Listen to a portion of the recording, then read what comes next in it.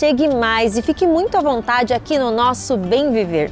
Eu sou Luana Ibelli e estarei juntinho de você para uma boa prosa sobre alimentação saudável, agroecologia, saúde popular e cultura.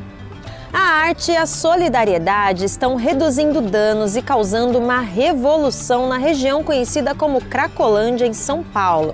Você vai ver no Mosaico Cultural. No quadro de entrevista, Daniel Mello, do coletivo A Craco Resiste, ajuda a entender o problema da política de guerra às drogas. Por que a nossa comida está tão cara? O Alimento é Saúde explica tudo. No Momento Agroecológico, você vai conhecer o sistema em que agricultores e consumidores trabalham juntos para produzir alimentos saudáveis. E o Comida de Verdade vem aí com uma receita prática e deliciosa, o macarrão cozido no molho de sardinha. É agora, no Bem Viver. Muito além do estigma. Em São Paulo, a região do centro da cidade, conhecida como Cracolândia, abriga pessoas em situação de rua, a maioria sofrendo de dependência química. Muita gente não sabe que esse território marcado por uma grave crise urbanística e de saúde é também rico em iniciativas culturais que promovem música, teatro, moda e outras manifestações lideradas pela população. Vamos conhecer algumas dessas iniciativas no Mosaico Cultural.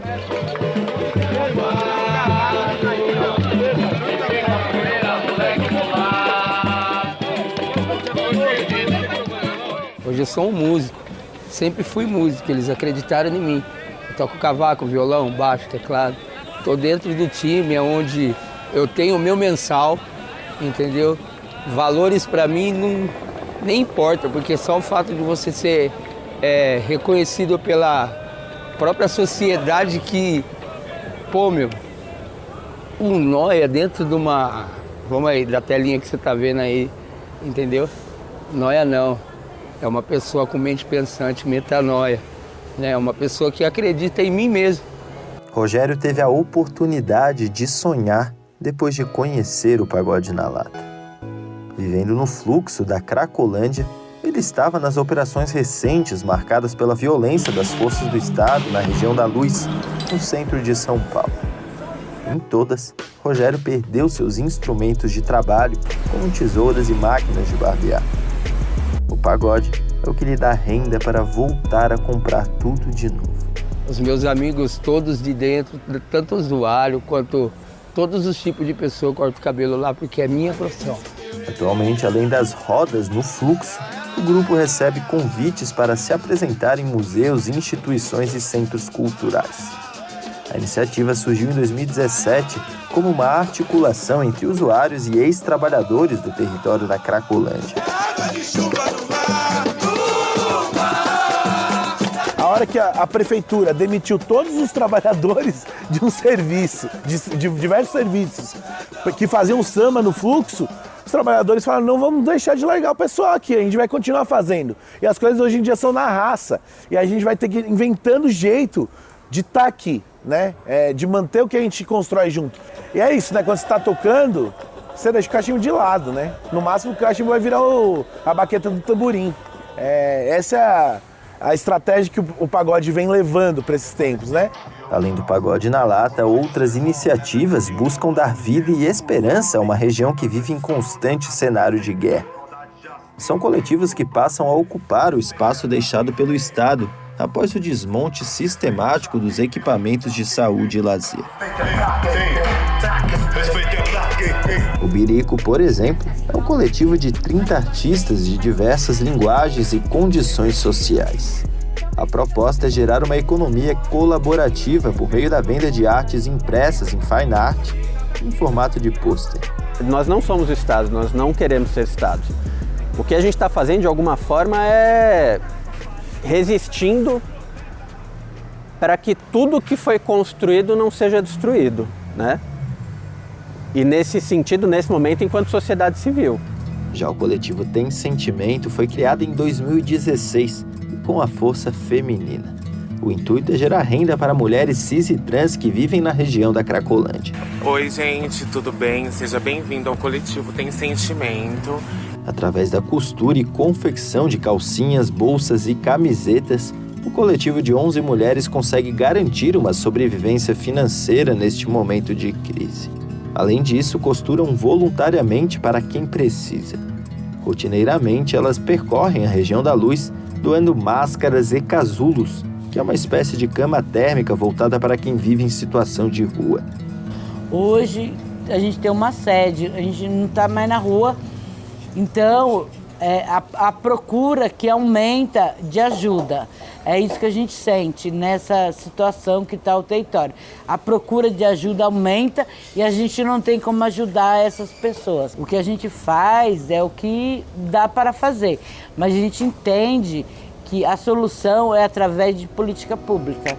Criado na gestão de Fernando Haddad, o programa de Braços Abertos instituiu a política de redução de danos, com foco no controle do uso do crack em ações de inserção social, como a oferta de cultura e a construção dos hotéis sociais. Então, ali em 2014, você tinha toda uma rede formada de atenção, de cultura, de cuidado, de promoção de redução de danos, que atuava e que isso ia garantindo uma relação desses profissionais com as pessoas que estavam no fluxo e também com o território todo em volta, todos os moradores dos prédios, das casas.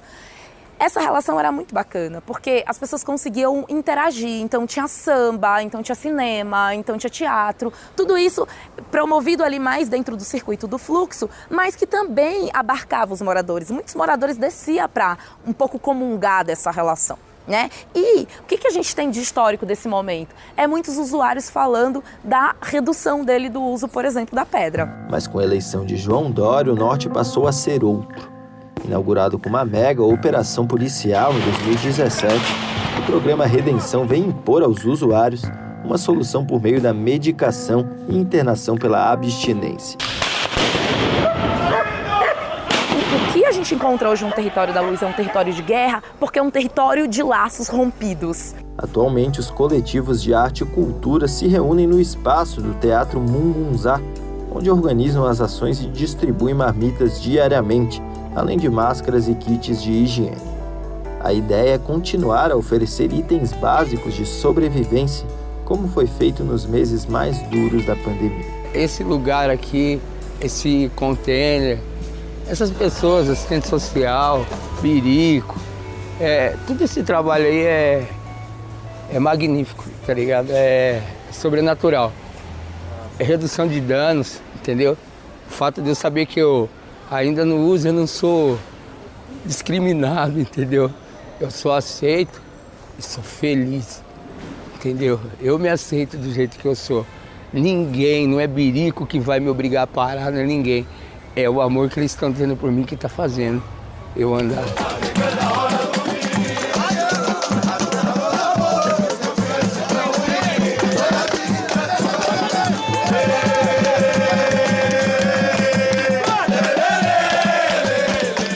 Pois é, e você de casa pode colaborar para que esses movimentos culturais continuem vivos e fazendo uma verdadeira revolução na região da Cracolândia. Se puder, siga os coletivos no Instagram. É o Pagode na Lata, Birico.arte e Coletivo _Tem Sentimento. Nos perfis você encontra links para campanhas de financiamento, arrecadação de cobertores, dá para doar via Pix também e de quebra acompanhar tudo que esse pessoal está fazendo por lá.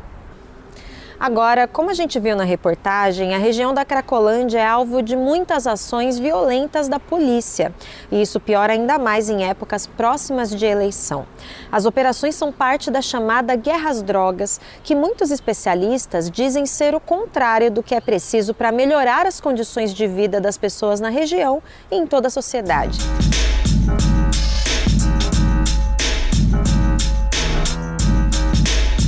Na pandemia, eles vêm ostensivamente desmontando, acabando com o serviço, né? O primeiro ato da prefeitura, quando começa a pandemia, é fechamento do Atende, que era o último serviço ali dentro do fluxo, que oferecia pernoite, oferecia banheiro, oferecia torneira, alimentação. A prefeitura, logo no início ali, 2 semanas decretada a pandemia, fecha o Atende.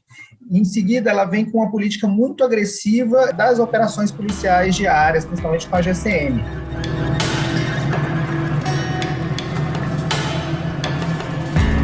Então, para eles, tudo isso é Cracolândia. O que eles querem dizer com isso? Eles querem dizer que tudo isso é um alvo do que eles chamam desse processo de revitalização, que é basicamente expulsar as pessoas que estão lá, derrubar tudo e entregar para a especulação imobiliária, para os grandes empresários do ramo imobiliário ganhar muito dinheiro. Basicamente é isso, você está violentando uma massa de pessoas em situação vulnerável para promover lucro e reforçar também a política da polícia, né? Há um terceiro elemento que é muito importante, que eu venho chamar a atenção, que é a questão da GCM.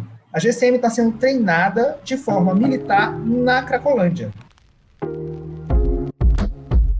As pessoas que estão na Cracolândia são essas pessoas que sofreram múltiplas violações durante a sua vida. Então, assim, por isso que a gente fala muito de políticas para a Cracolândia. A gente pensa muito nas estratégias que são de moradia primeiro, né, que estão dentro de um aspecto aí da redução de danos, né? Então, você tratar as coisas que estão associadas às drogas, esses problemas que estão associados ao consumo abusivo, que é a moradia primeiro. As pessoas estão sem moradia primeiro. Então, a gente precisa ter moradia para estruturar a vida das pessoas de alguma forma, né? E agora entrando até mais na questão do uso abusivo, né? Redução de danos, que são políticas em outras partes do mundo, que são políticas pragmáticas. Aqui, né? Como a gente está nesse deslocamento da política pela extrema-direita, a gente vê como políticas de esquerda, mas elas não são políticas de esquerda, elas são políticas pragmáticas, que elas não resolvem os problemas antecedentes.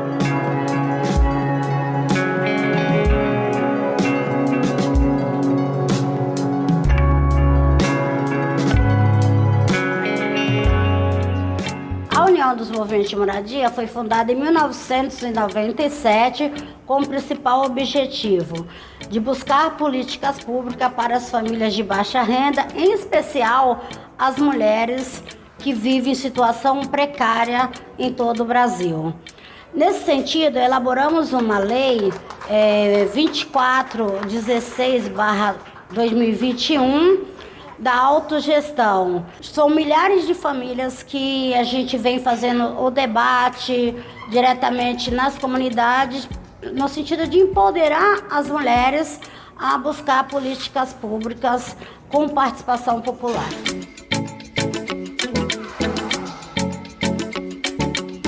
Agora vamos falar de um outro problema que tem deixado as pessoas muito vulneráveis no Brasil. Por que a nossa comida anda tão cara? Arroz, feijão, óleo e leite, que são básicos na alimentação brasileira, foram alguns dos itens que mais aumentaram de preço. Uma crise potencializada pela pandemia e que mostrou o quanto o governo não estava preparado para proteger a economia do país e o sustento da população. Vamos entender os detalhes do porquê isso está acontecendo e algumas soluções possíveis no Alimenta Saúde.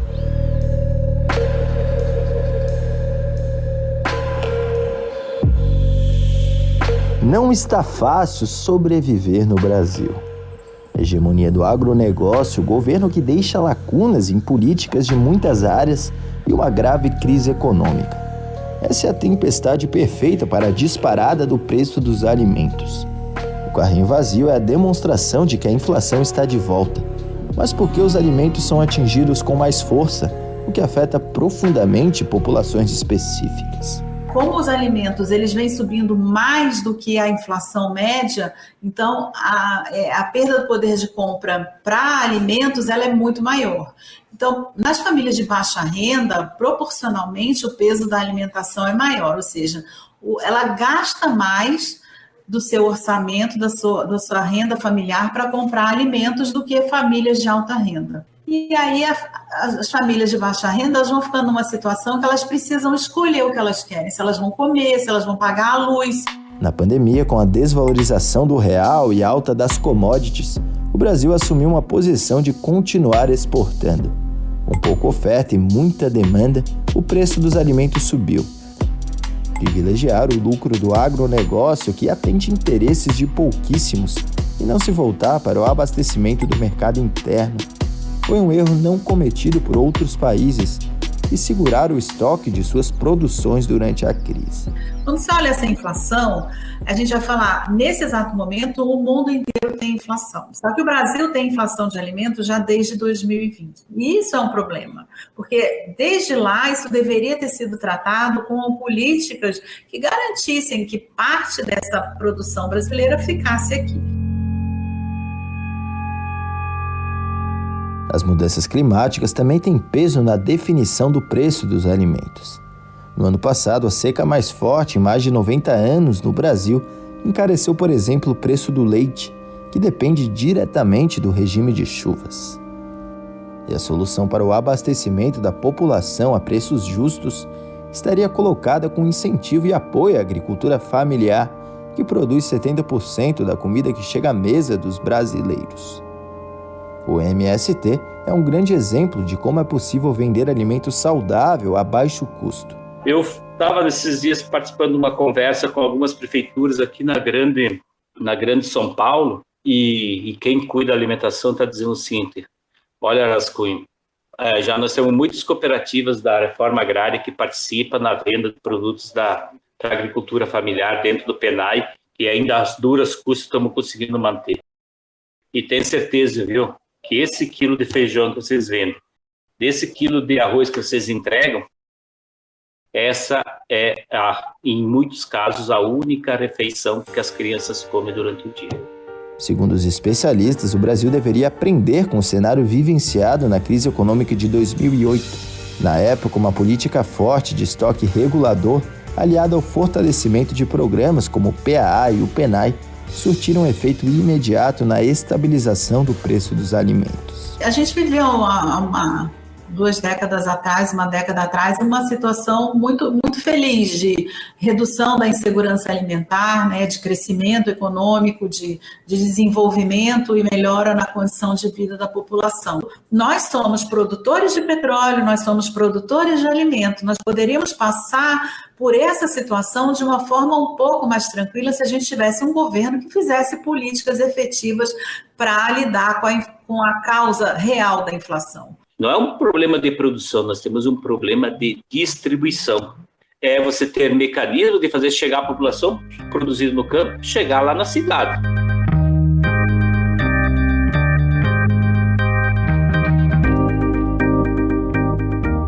Acabar com a fome tem tudo a ver com o incentivo a modelos mais sustentáveis de produção de alimentos. E é isso que a gente vai ver agora no Momento Agroecológico. As CSAs, ou comunidades que sustentam a agricultura, possibilitam um comércio justo e a valorização da produção local. Nesse sistema, agricultores e consumidores trabalham juntos para cultivar alimentos saudáveis.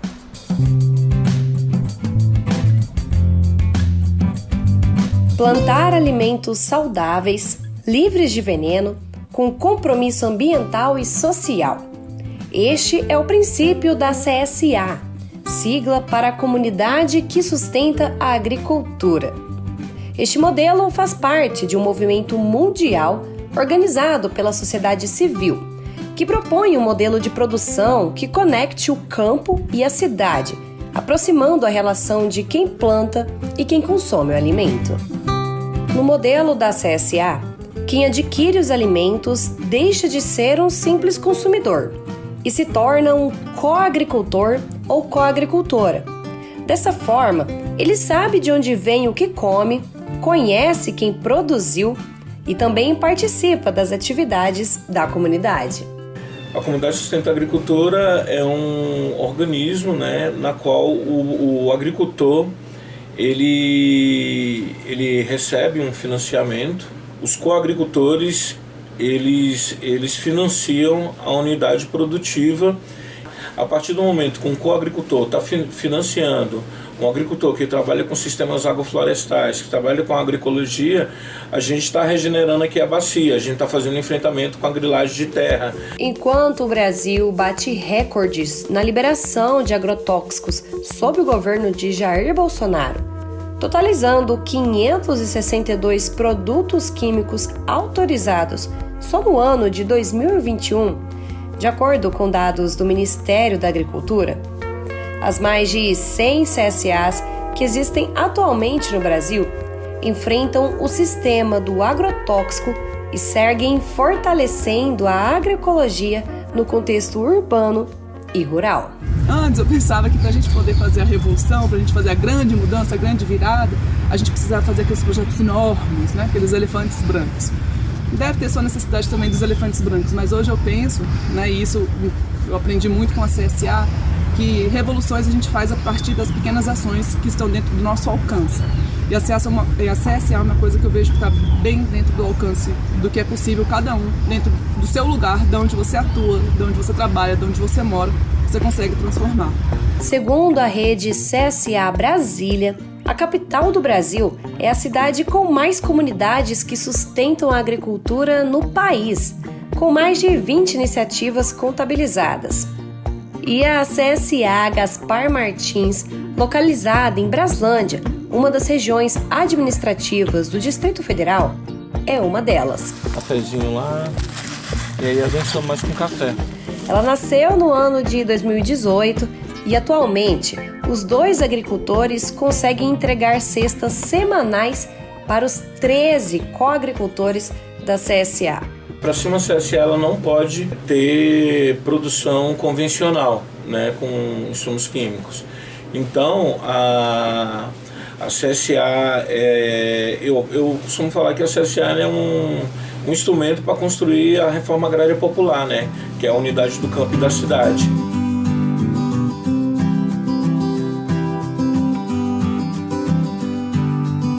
Se você se interessou em participar de uma comunidade que sustenta a agricultura, a gente indica um site que você pode conferir qual a CSA mais próxima da sua casa. Lá também tem vários detalhes sobre como esse sistema funciona, vale muito a pena conferir. O site é o csabrasil.org. E já que falamos de alimentação, vamos encerrar o programa daquele jeito saboroso que a gente ama. Vem aí o Comida de Verdade com a maravilhosa Letícia Massula, que vai ensinar mais uma receita pra gente. Hoje é um macarrão com molho de sardinha cozido em uma única panela. Muito prático e delicioso, claro.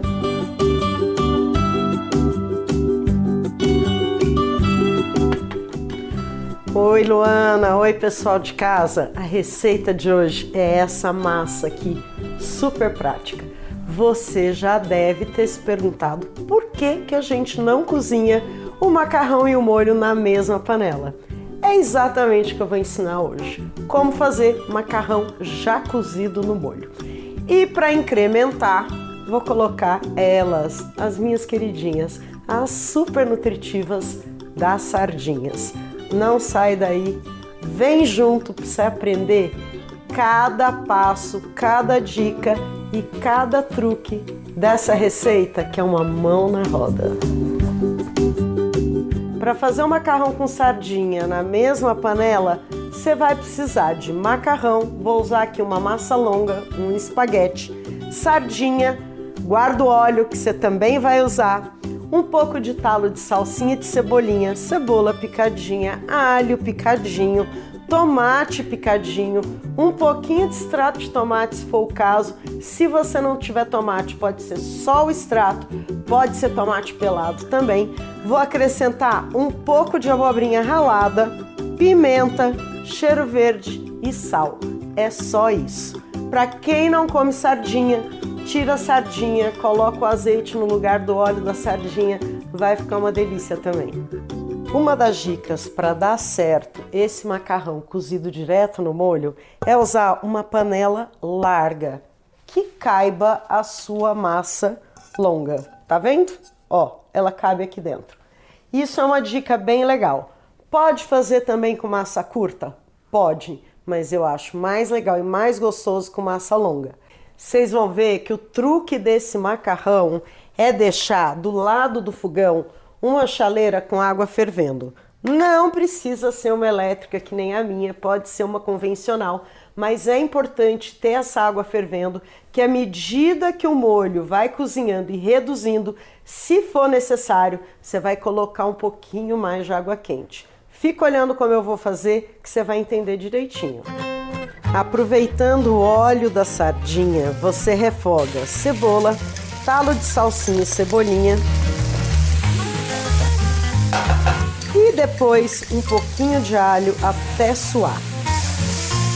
Aí você junta tomate em cubinhos, ou polpa de tomate, ou extrato de tomate. Eu vou juntar o tomate mais o extrato. Refoga bem, deixa o tomate dar uma cozinhada, começar a derreter, começar a amolecer. Olha, o refogado aqui de cebola, alho, tomate, talo, tá no ponto, já deu uma derretida no tomate. Eu agora vou colocar a água. E aí é uma dica importante, não pode colocar água demais. A gente vai deixar um molho líquido na medida para cozinhar a massa, mas sem excesso.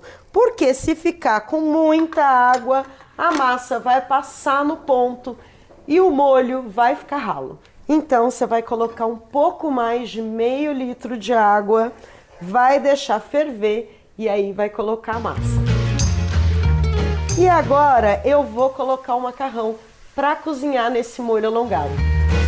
Coloquei aqui a massa, olha a importância de ser do tamanho certo da panela.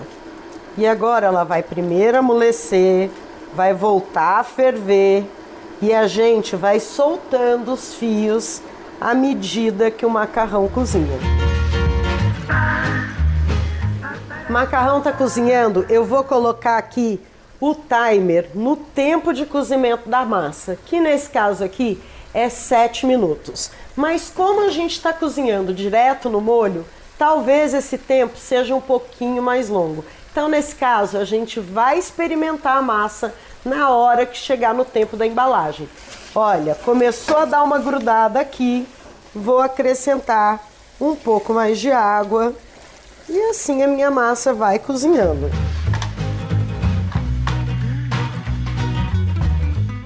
Como eu disse, cozinhando direto no molho sempre demora um pouco mais. Já deu aqui o tempo da massa e eu coloquei um pouco mais de água fervendo e acho que vou cozinhar aqui pelo menos mais 1 ou 2 minutos.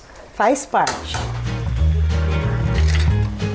Tô aproveitando aqui que a gente está nos minutos finais do cozimento e vou acrescentar um pouco de abobrinha ralada, que é para fazer esse macarrão ficar mais nutritivo. Principalmente para quem não come sardinha, vai só com a cenourinha ou com a abobrinha ou com o vegetal que você quiser. O macarrão já está praticamente no ponto. Olha aqui como é que tá a textura da massa.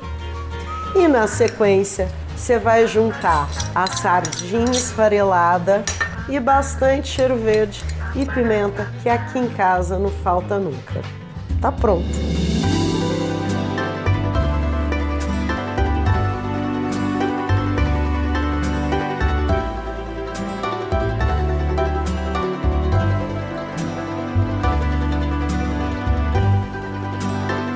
E aí, pegou a manha de como fazer macarrão e molho na mesma panela? Então, se tiver alguma dúvida, pode passar nas minhas redes sociais. Vai ser um prazer responder a qualquer dúvida que vocês tenham. E se fizer em casa, já sabe, marca as redes do Brasil de Fato e as minhas, cozinhadamatilde.com.br e me diz o que achou. Um beijo e até a próxima!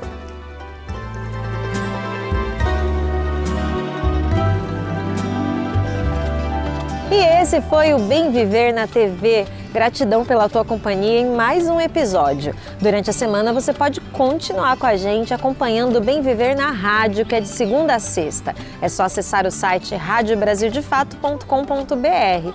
E se tiver sugestão de pauta, pode mandar pra gente no e-mail programa bemviver@cpmedias.org.br. Até a próxima. Tchau!